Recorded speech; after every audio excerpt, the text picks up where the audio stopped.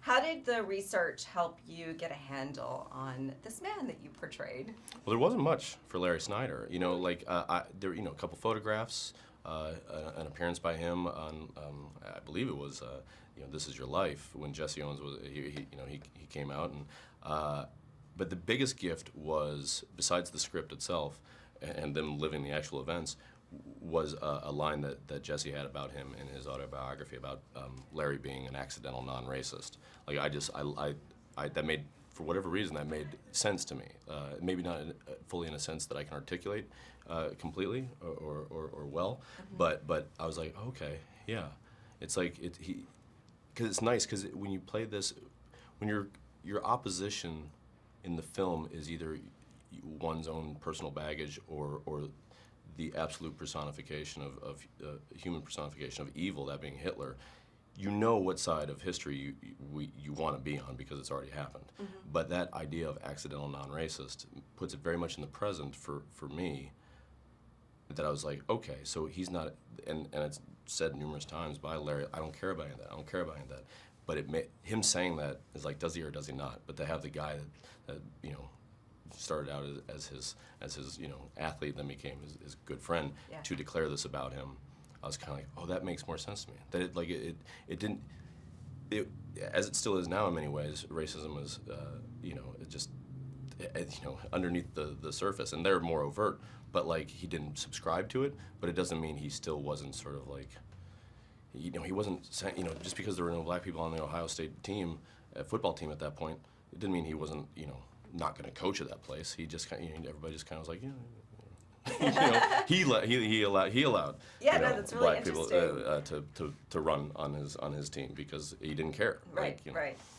Talk about working with Stefan. How did you guys just collaborate with your relationship? Yeah, I mean, from my side of things, it didn't feel too dissimilar from the journey that the two characters we portray were going through. Even though I'm a little bit older, a lot older. Come on, Jason, own it. No, even though I'm older,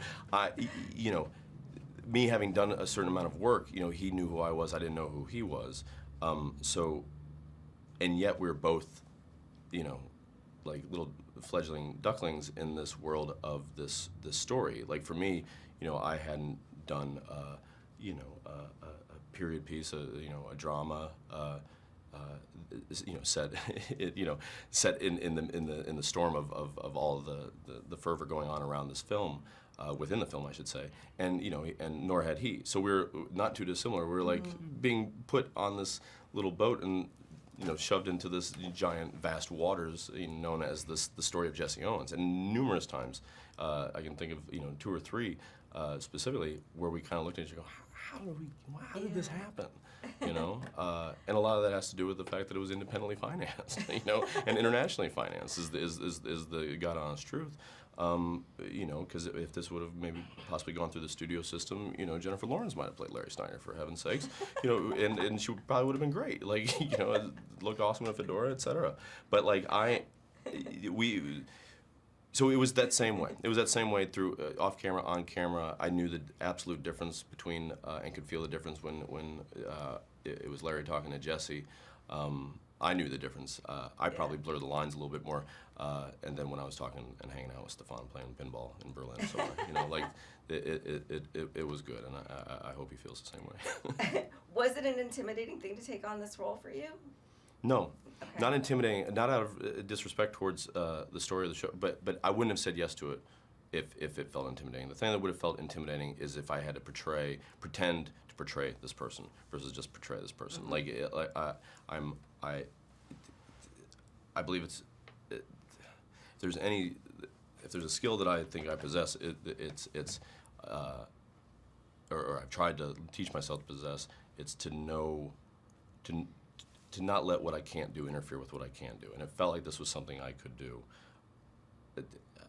At this point in my life, I am not, Daniel Day-Lewis or Gary Oldman, or even from like my own family, Bill Hader or Kristen Wiig or Fred Armisen. Like those guys having a tremendous ability to change, and be different people, and I'm like in awe of it. And getting to work with people like that so closely for so many years, like it's almost like I was like, I'm not even gonna try, because like they should do it, you know. So I have to find parts of me within a character, and there was plenty of that within Larry. Great. One last question. Yeah. What do you believe that people can learn from Jesse Owens today? Right. And yeah. what he did. That I think if you work hard and passionately